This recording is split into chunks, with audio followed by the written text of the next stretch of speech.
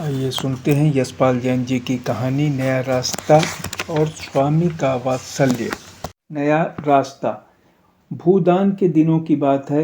एक महिला बाबा विनोबा से मिलने आई। बोली, मैं बड़ी दुखी हूँ। विनोबा ने पूछा, क्यों, क्या बात है? महिला ने रुंधे कंठ से कहा, मेरा पति शराबी है, रोज शराब पीता है, मुझे बुरा भला कहता है, कभी कभी मारपीट भी कर देता है, मेरा जीवन नर्क हो गया।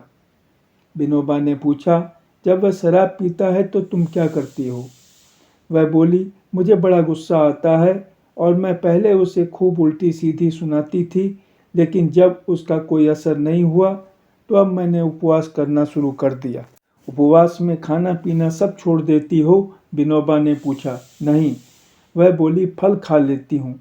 विनोबा ने सहज स्वर में कहा, अरे तब तो तुम्हारा आदमी और भी गुस्सा होता होगा, तुम्हारे फल खाने से घर का खर्चा बढ़ गया होगा न? महिला चुप हो गई। उसकी आंखों से आंसू टपकने लगे। विनोबा ने कहा, देखो, गुस्से से या खाना छोड़ देने से किसी को बुरे रास्ते से नहीं हटाया जा सकता। प्रेम से और धीरज से ऐसा काम किया जा सकता है, लेकिन प्रेम भी वह असरकारक होता है जो भीतर से उठकर आता है। दिल साफ होना चाहिए। दिल में दुर्भावना हो और दिखावे के लिए प्रेम के शब्द कहो तो उनका प्रभाव उल्टा होता है। महिला ने कहा, मैं क्या करूं? उनको शराब के नशे में देखकर मेरा मन बेकाबू हो जाता है। यही तो खराबी की जड़ है। विनोबा बोले, तुम अपने आदमी को बुराई से तभी रोक सकोगी जब स्वयं अपनी बुराई को जीत लोगी। उसी की पहले कोशिश करो। महिला चली गई, पर उसके चेहरे से लग रहा था कि उसे नया रास्ता मिल गया। स्वामी का वात्सल्य। एक स्वामी थे। उनका एक बड़ा ही स्वामी भक्त सेवक था।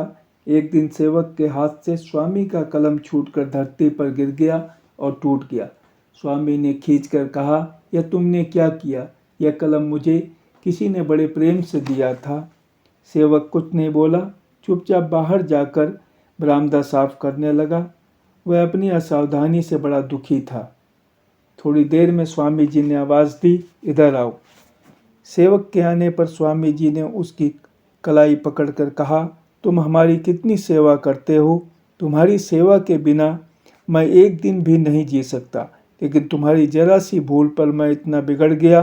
तुम मुझे माफ़ कर दो। सेवक को काटो तो खून नहीं। स्वामी ये क्या कह रहे हैं? चकित होकर बोला, बाबू, हमने गलती की। आपका गुस्सा होना ठीक था।